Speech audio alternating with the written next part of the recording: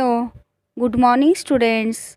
In previous class, we have started lesson number 3, force and pressure. We have studied about force and also balanced and unbalanced force with example. Now, let's see one more example about force. When big grain storage container is required to slide on the ground, it becomes easier if two persons push it rather than one person. When the force is applied by both in same direction, the movement is easy. If more than one force are acting on a body, then the effect on the body is due to the net force, means the total force acting on the body. A force is expressed in magnitude and direction. Magnitude means the quantity, how much quantity of force is applied on the object, and also in which direction force is applied. Both these things are considered. Therefore, force is a vector quantity. Vector quantity means the physical quantity which require both magnitude and direction. The unit for measuring force is Newton. When a force is applied on a stationary object, it moves. Its speed and direction change.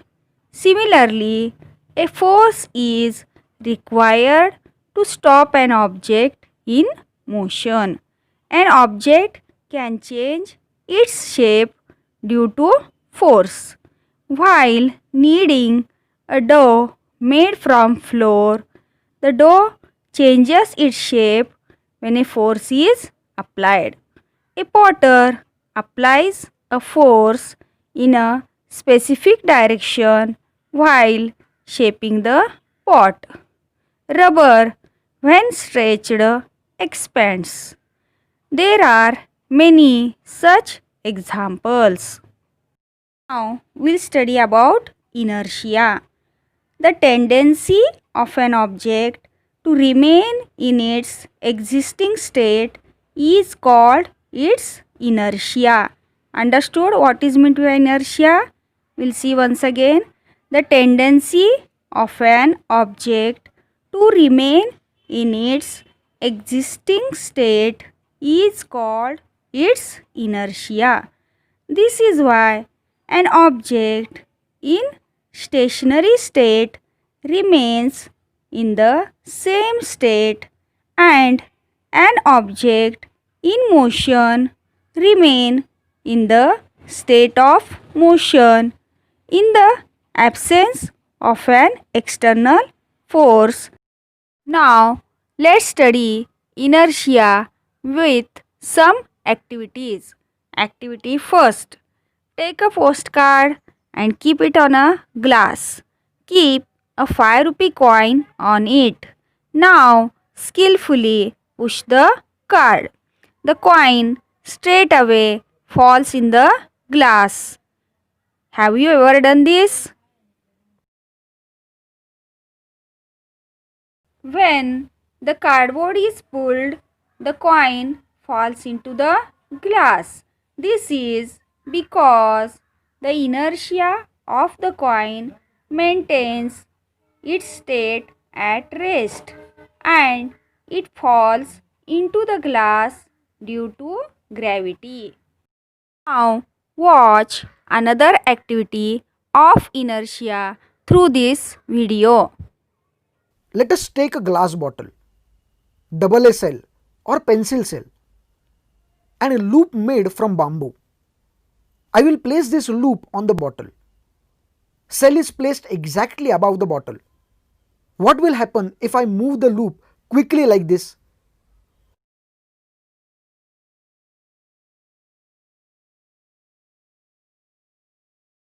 When loop is suddenly taken out underneath the cell, it remains in place momentarily. This is because of inertia alone. Cell stays at rest and remains at the rest even if loop disappears. After some time, it begins to fall as the force of gravity pulls it down. Let us take a look at it in slow motion.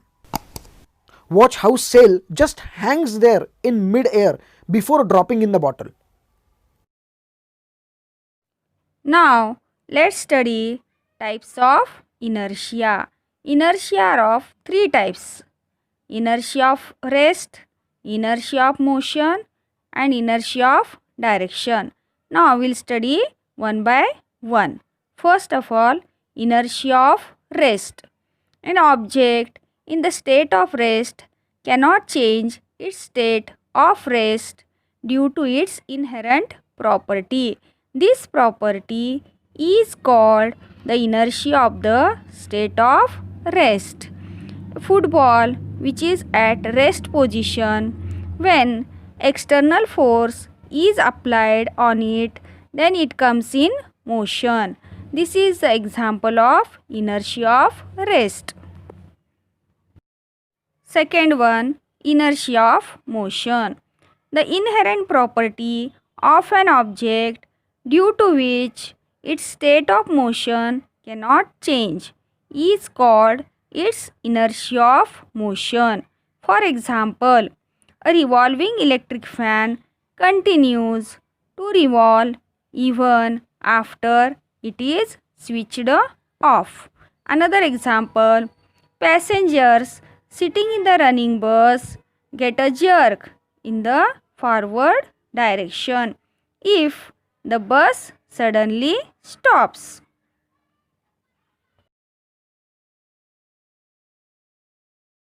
Third one, inertia of direction. The inherent property of an object due to which the object cannot change the direction of its motion is called inertia of direction. For example, if a vehicle in motion along a straight line suddenly turns, the passengers sitting in it are thrown opposite to the direction of turning. If the bus turns towards right, then the passengers are pushed towards left. Now, let's see one activity. Take some sharp pointed nails and push them into a wooden plank by hammering on their heads. Now, take a nail and hold it with its head on the plank and hammer it down from the pointed end. What does this simple experiment tell? The nail easily penetrates into wood from its pointed end.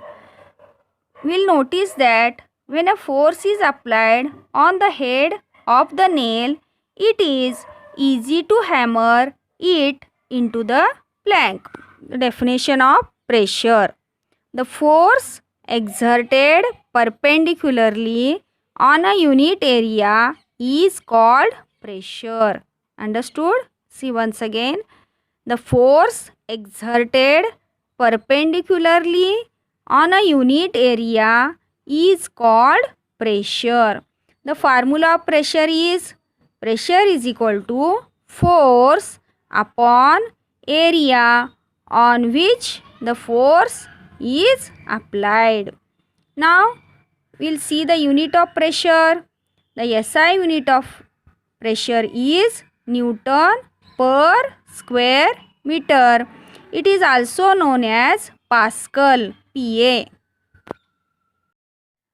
If area increases, pressure reduces for the same force, and if the area decreases, the pressure increases for the same force. Now we'll see some examples. See, the edge of knife is sharp, so that as it is sharp, the area is less. and the pressure is more. Therefore, we can cut fruits and vegetables easily. Another example, the strips of school bags are broad so that the area is more and the pressure is less. Due to this, we feel less pressure on our shoulders. Pressure on solids. When a weight is kept on a solid, pressure is exerted on it. This pressure depends on the value of the weight and the contact area between the two. Now, let's see the activity. See, if 4 books are kept on a plank horizontally one after the other, then the plank bends slightly due to the pressure produced by the weight of the books. And in next picture you can see, if the books are placed on the plank one over the other, then what will happen? Here area is less and the pressure is more, so that the plank will bend more as compared to the first picture. Now we'll study pressure on liquid. So perform this activity. Take a plastic bottle, pierce it with a thick needle at 3 points as shown in the picture, and fill water in the bottle up to full height. Then water jets will be seen emerging and projecting out. The water jet emerging from the hole at the top will fall closest to the bottle. The jet from the lowest hole falls farthest from the bottle. Also, jets coming out from the 2 holes at the same level fall at the same distance from the bottle. What is understood from this? At any one level, the liquid pressure is the same. Also, the pressure increases as the depth of the liquid increases. Now, let's see gas pressure. If a balloon is inflated by filling air by mouth, it inflates on all sides. If a pinhole is created in the balloon, air leaks out and the balloon does not inflate fully. It is realized that, like a liquid, gas also exerts pressure on the wall of the container in which it is enclosed. All gases and liquids have a common name, fluid. Fluids in a container exert pressure in all directions within the container. I hope you understood the topic. For better understanding, read the topic once again and do the given homework.